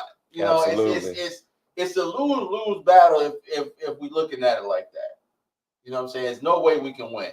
If we raise our voice because we're passionate about what we're talking about, it's like, I'm feeling disrespect, you're yelling at me. And then if I'm saying it monotone because I'm not trying to trigger you in any way, you're being nonchalant, you don't care, So Nubian Crane, okay, maybe it's disrespectful words, not volume, but tone is different. We've touched on that portion. But that's what I'm saying. Like, I feel like it's disrespectful. Like, again, like when you're like taking personal shots, being condescending. You know what I mean? Like, as long as you're not ear piercing loud, we don't care how loud you are, as long as we're on base of the conversation. And it's a real conversation. Like, the thing is, when we go from a conversation to an attitude, an argument, that's when that loud stuff goes off the rails and stuff. Like, there's no reason for you to get loud. We're just talking. Right. You know what I'm saying? Like, pipe down. Let's talk. Right. For sure. I'm with it. Yeah, I mean, I understand it to a degree where it's like, You know what I'm saying? Like, there's no need to, like, sometimes, like, yo, there's no need to turn up. Like, I'm with, like, sometimes it's like, yo, I'm with you. Like, just like take it down a notch. All right, I'm willing to hear you. But like, I know in like certain type of stuff, things get heated. You start talking over each other. You know what I mean? Like, that's kind of where like a lot of the raising of the voice, you know what I mean? Like, kind of comes into play. I think like sometimes, I've been in a situation where I'm like, whoa, hold on, man. Like, you know what I mean? So it's like, yo, pipe down a little bit. Like, let's bring it down. Let's bring it down a notch. All right. So what were you saying? Okay. So your problem is this. All right. Well, this is what I'm saying, right? You know what I mean? So it's like sometimes you got to come here and get eye to eye with them. Like, hold on. Like, you don't have to go there. Let's calm down. Let's calm down. Like, let's bring it back. You know what I'm saying? So it's like, but it's tricky. It's a tricky situation. Oh, this is good, man. Of course it is. Oh man, you said of course it is. Yes, it is. Oh my, and then you're gonna walk away. I'm gonna walk away. All right.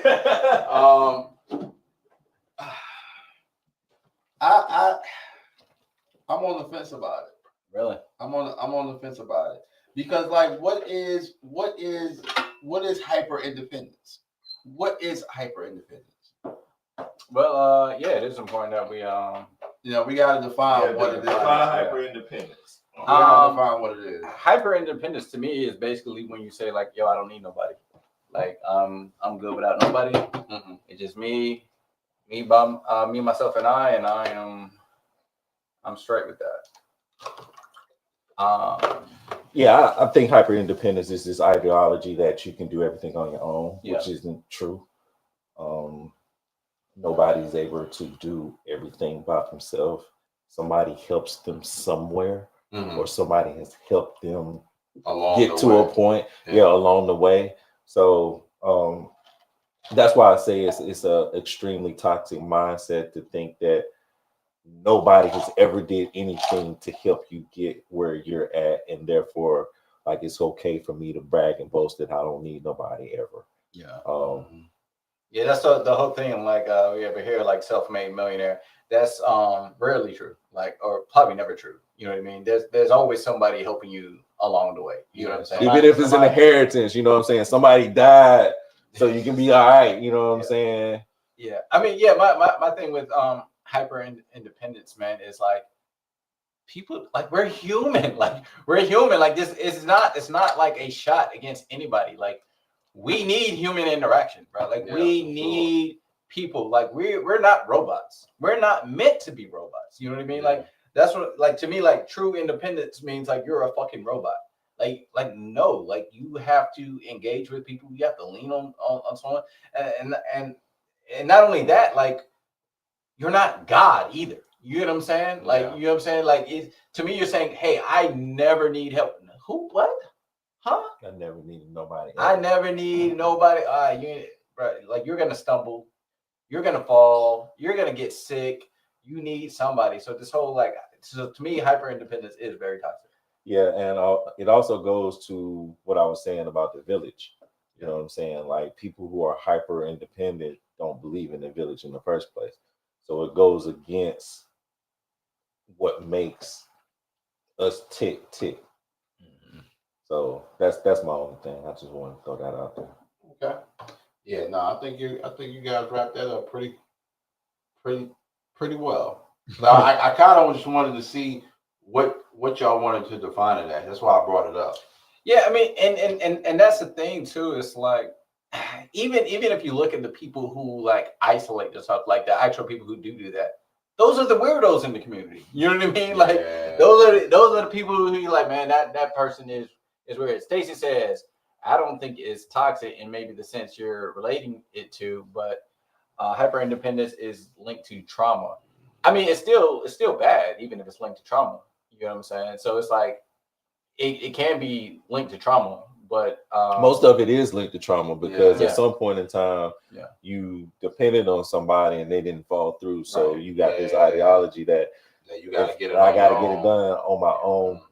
Because I can't depend on anybody to do anything for me, so I have to do it on my own. And what do we say all the time on this podcast? Your trauma is your responsibility. You know what I'm saying? So it's like, it's up to you to go ahead and like, you know, go ahead and get therapy and do the work. D says, what is the difference between hyper independence and independence? I just want to make sure I completely understand. I would define it as just abnormally extreme. crazy, It's just the extreme side of the spectrum. Extreme side of and you know, honestly, like when we talk about this, I think like anything like too far to the extreme is probably bad. You know what I mean? Yeah. Like, you know, whether it's hyper masculinity, hyper femininity, like I feel like all of that shit is bad. You know what I mean? Like there should be some type of like middle ground there. And even when it like there's nothing problem with like being independent, being able to stand on your own, being adult, being a functioning adult. You know what I mean? I like to say like aim to be capable, not independent. That's how I like to phrase it. Try to be a capable person, not necessarily an independent person. Meaning you're capable of doing things on your own, but that doesn't necessarily mean like you have to. You get what I'm saying? Southern hip hop has ruined Webby ruined that for everybody. Yeah, she got her own house. She got her own job. God, work hard. She a bad bro. That's what she's supposed to be doing. What are you talking about? She's a capable human being. Yeah, but that's what I'm saying. I think like people need to be capable. Stacey, therapy, self-reflection, and practicing vulnerability can help manage hyper-independence rooted in trauma. Absolutely. I agree. But yeah, just like again, like. But if they're hyper-independent, I don't need therapy. I don't need to reflect on nothing. I did this on my own. You know. Yeah. That's the whole thing. Like these people that like to verbally say, "I did this on my own." When that's 9 times out of 10, it's not the case. It's not even true. You know what I'm saying? Somebody you knew babysit the kids while you were in school or while you was at work. Somebody, you know what I'm saying, drove you here, or somebody lent you that car. Somebody did something that made it easier for you to obtain your goals.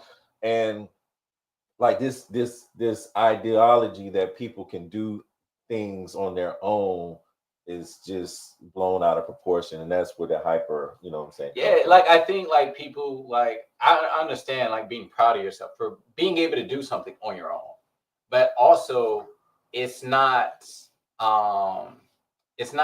like a strike on you for saying, hey, I had help, or I asked this person for help. Like, you know what I mean? Like, so, you know what I mean? You shouldn't be too prideful. You know what I mean? To be like, hey, you know, like on this journey to getting here, you know, I remember while I was studying for my degree, my mom helped give me $100 because I didn't have money to eat. You get what I'm saying?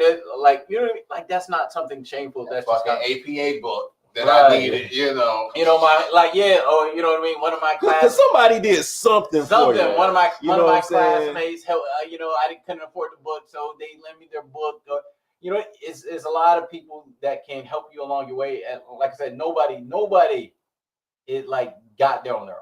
Yeah. Nobody got there on their own. Because even the thing is, even if you develop the skill set to make it, somebody gave you the opportunity. State says, as a psych major, I see the struggles people go through to seek help, and it's not easy to work through neglect and PSD from those situations. Yeah, absolutely, man, absolutely.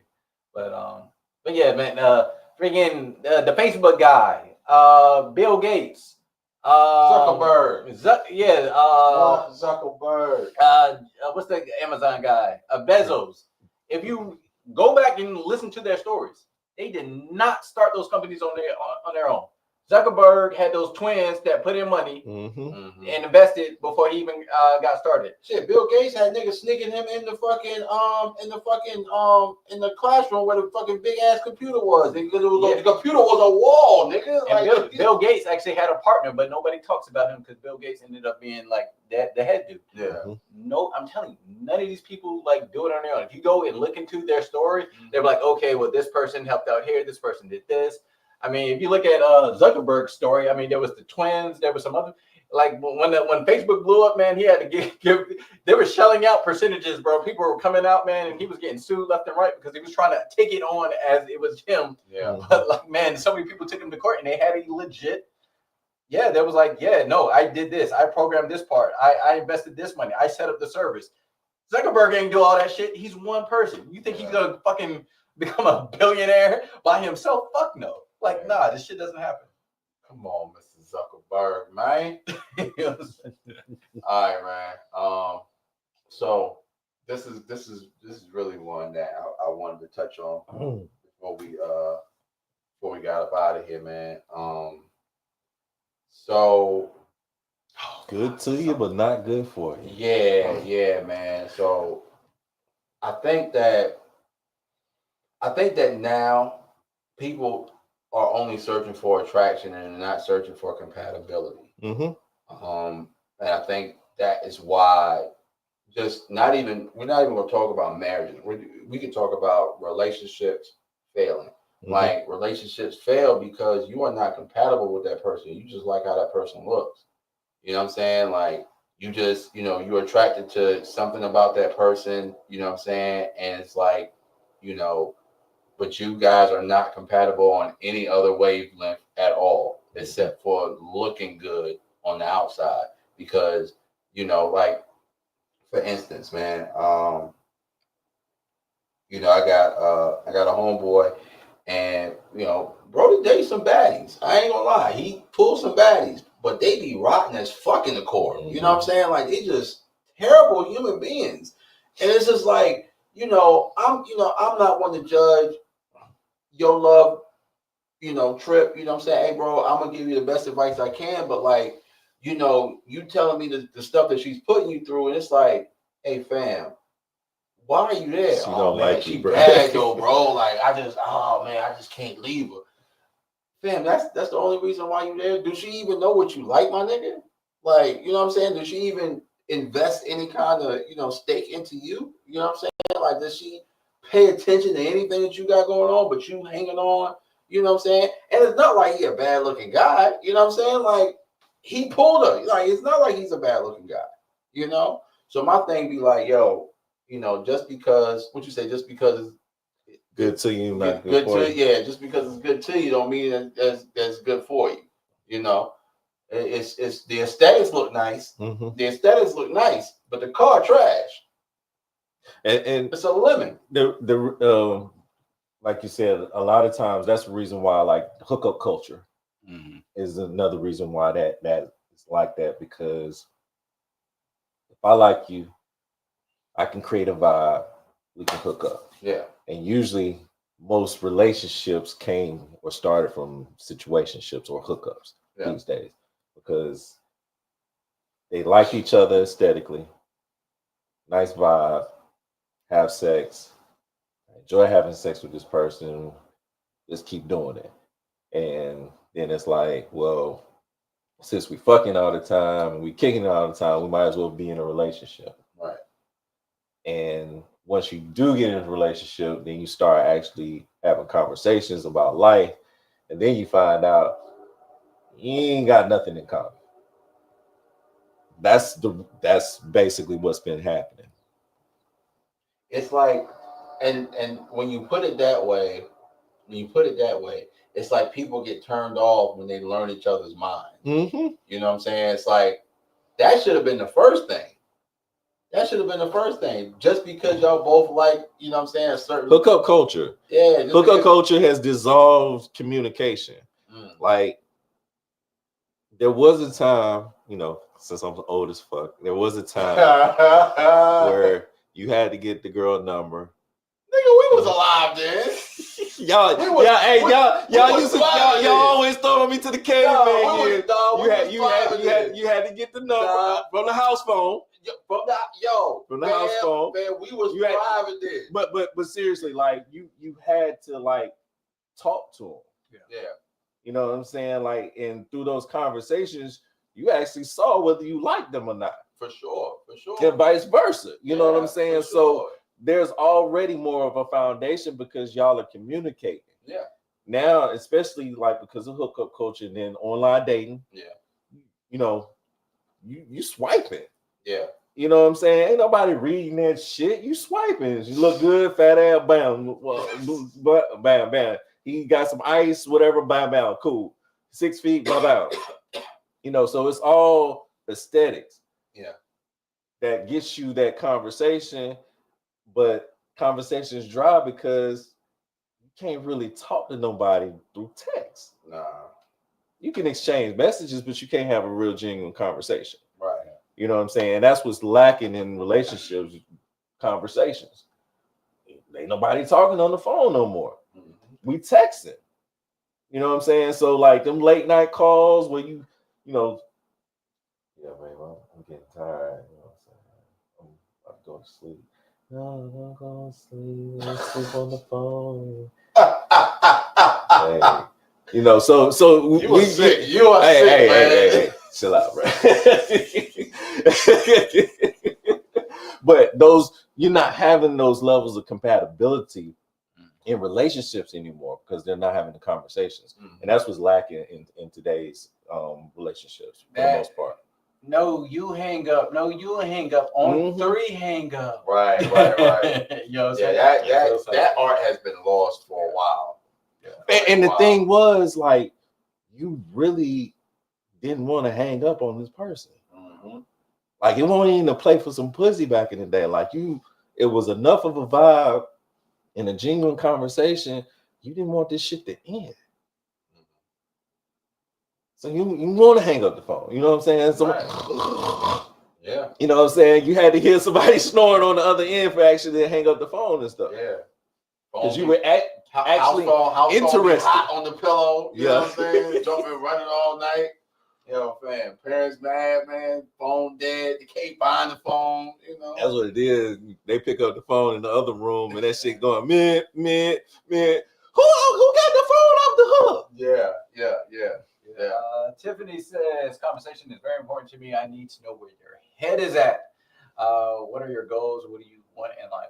And that's the thing. I think back to your point, D, about the hookup culture, where it's like the conversations are completely surface level. So they keep it fun, they keep it light, you know what I'm saying? And they start fucking around. You don't really know shit about this person. Right. You know what I'm saying? You might not even know if this nigga believes in God, what his religion is, what his political views, does he want kids? They don't care about none of that. They don't get to none of that. Like, all y'all talk about is what's going on the shade room. How much you spending on the first date. Laughing about the new rat beef.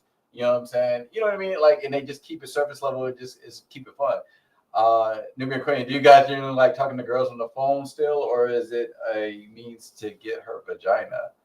I like talking on the phone still. Yeah. No, I mean, I always like talking, honestly. Yeah, I prefer that. I prefer that over text. I don't mind talking on the phone, but I'm on the phone a lot at my job, so it's not like when I get off work and talking on the phone all day. And you know what? I'm happy to get. Yeah. But if it's a conversation that needs to be had, then obviously I'll get on the phone. I will say this: like, I have been with like some girls who just like want to be on the phone just for the sake of being on the phone. Yeah, that shit I don't like. That shit is like they be like, motherfucker, be quiet, like fam, like, or they got a whole band going on behind them. When you trying to talk and it's like nothing but chaos going on in the background. I'm gonna tell you what will be annoying me. It'd be like this. Like, hey, what you got going on? Well, I'm just at the store. I'm doing some shopping. Oh, this milk is on sale. Oh yeah. I might go get some toilet tissue because I'm running out of toilet tissue. Like, what are we talking about? Just like you just called me just to talk about like what you going on. And that's the thing. Like a lot of times they ain't got nothing to say. So it's kind of hard to have a conversation unless you feel like talking to yourself. You just called me and just telling me your play-by-play. Like, I don't need your play-by-play of like what you're doing. And you know what I'm saying? At the mall or in the grocery store. Like, wait, what? Like, you giving me a literally play-by-play. Oh my God, you should see this girl. Titty is. Right. Like, the way we bring it full circle is crazy. Titty, and I'm like, oh my God. I'm like, girl, like, just call me back later. Just call me back. Oh my God. Dominique says, I like talking on the phone. Yeah, you know what? I like talking on the phone. I prefer, you know what? I like conversation. Right. No, I'm gonna tell you. If we're talking interaction, face to face, on the phone, texting. Like absolutely. That is my hierarchy, because I know that we are working adults, right? I cannot be on the phone while I'm at work, right? Mm-hmm. You know what I'm saying? Like, So with that being said, the text is fine. Then I can text from my computer.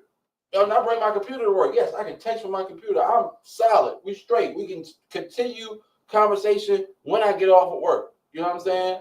Whatever. So yeah, like my thing is this: like if it's just something like whatever, you're just trying to let me know something. A text is fine. You know what I'm saying? Like you don't need to necessarily call me unless it's like time sensitive or you got like something specific to tell me. Mm-hmm. But if it's just like, hey, I need you to pick something up, like you don't have to call me. You know what I'm saying? Just send me a text. But 100%, like face-to-face conversation is like what I prefer. Tiffany says I'd rather talk on the phone than text. If you're into person, it doesn't matter what the conversation is about. It's just about getting to know each other. Yeah. Nah, you gotta have substance if you talk. Yeah, I need me personally. I need. Yeah, that would annoy me too if that was all the conversation. Now that could start, the conversation, and we could start talking about, maybe like, you see some badass kid in there. I'm like, yeah, man, motherfuckers gonna be raising their kids right. You know what I'm saying? I'm little Timmy in there tearing shit up, man. You know what I'm saying? Like, yeah, we could get into talking about that. Yeah, for sure. But yeah, like my pet peeve. FaceTime me, shoot email. It doesn't even matter. My pet peeve is side conversation. Like, don't call me and then you're having nothing to talk about. No, but they're having a conversation. Yeah, with somebody else, and I'm just sitting here on the phone. Oh, I hang up. I would definitely. You obviously don't want to talk to me because you're having a whole conversation over there. I'm gonna tell you what's so hilarious. Every time I hang up, the girl always calls me right back. And be like, why'd you hang up? I'm like, you talking to somebody else. Yeah. Like, what do I need to be here for? And then they're like, okay. And then they're like, yeah, like focus on me. Like my thing is focus on me. Yeah, no, like we're getting engaged. I want your full attention. You know what I'm saying? Or at least had a courtesy to be like, hold on 1 second. Let me handle something real quick. Blah, blah, blah. All right, I'm done. I'm back. Right. It gotta be quick.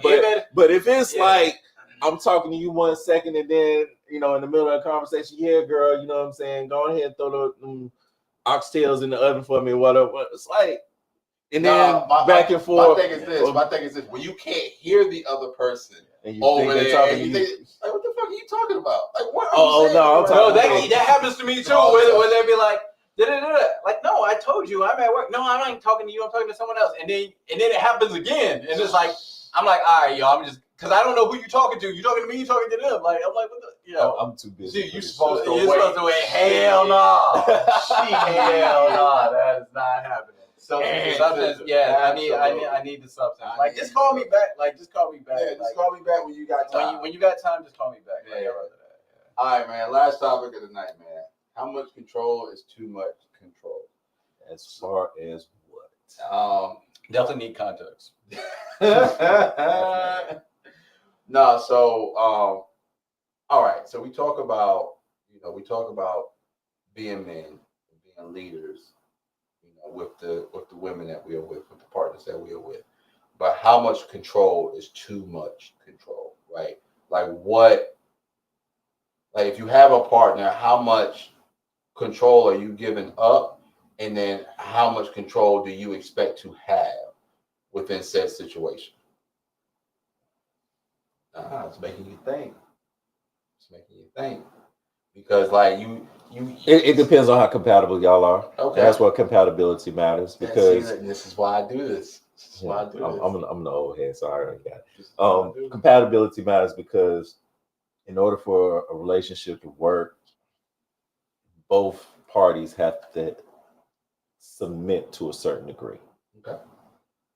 Without submission, it's not going to work. It's a dictatorship. You know what I'm saying? And while certain things might be okay for you to just do what you do, it's not, in every situation to where my word is gossip. You know what I'm saying?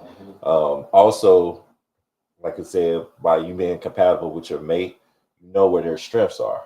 Mm-hmm. She might be stronger in this shit than you are. Yeah. So delegating, and or asking, like, how would you go about that might be the better play as a leader. Mm-hmm.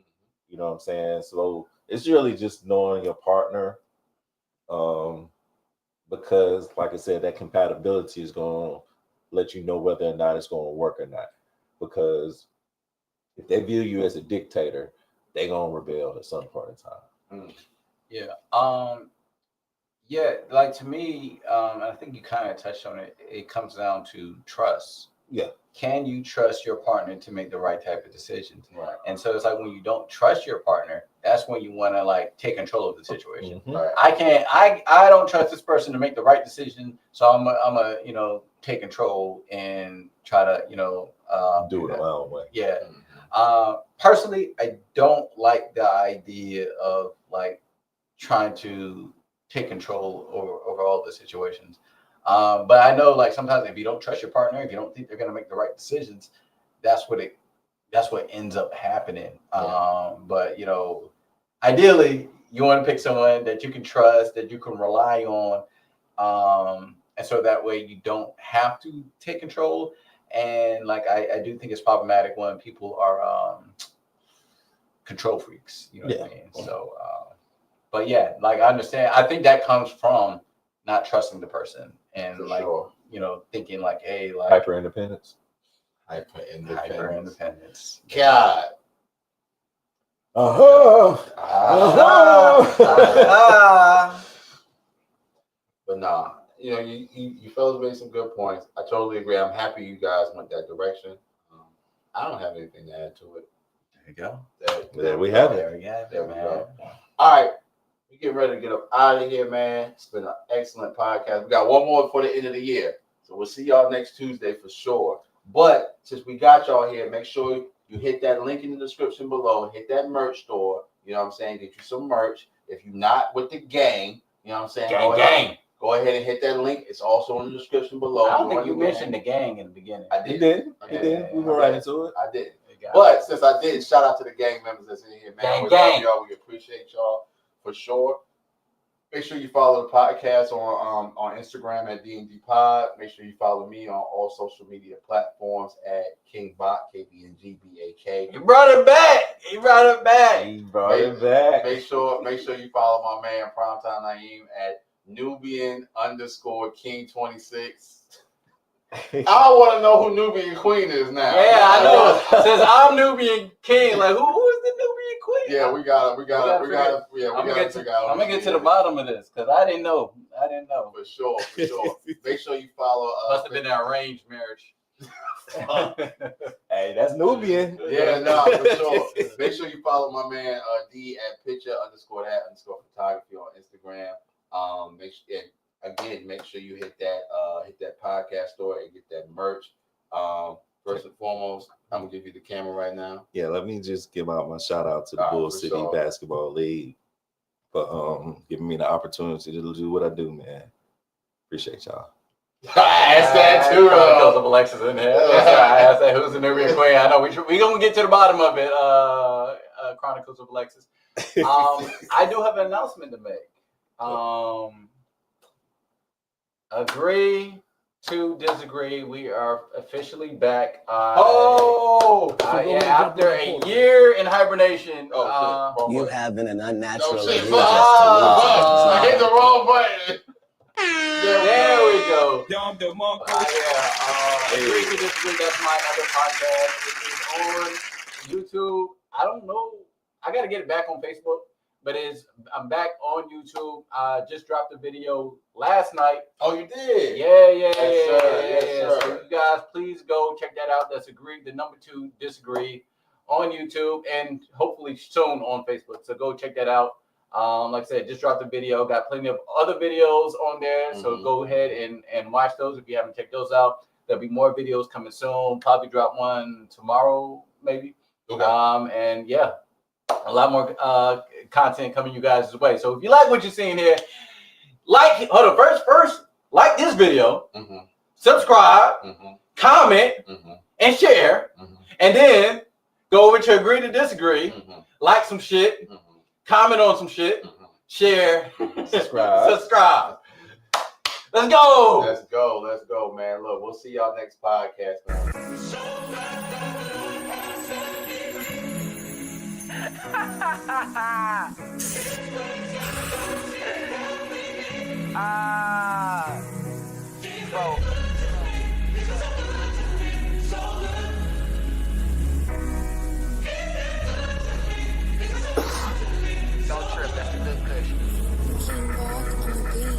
If it's good for your health, won't taste good. Shorty really from the county.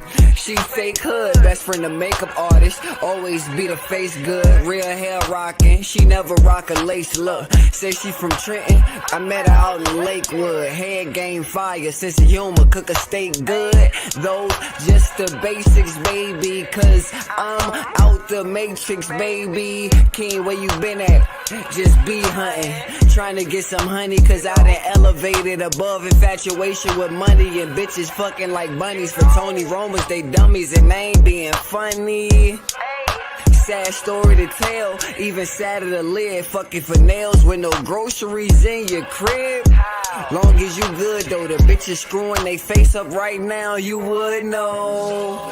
What's good to you? A genius to somebody else, misunderstood to you. Huh? What's good to you? A genius to somebody else, misunderstood to you. Whoa.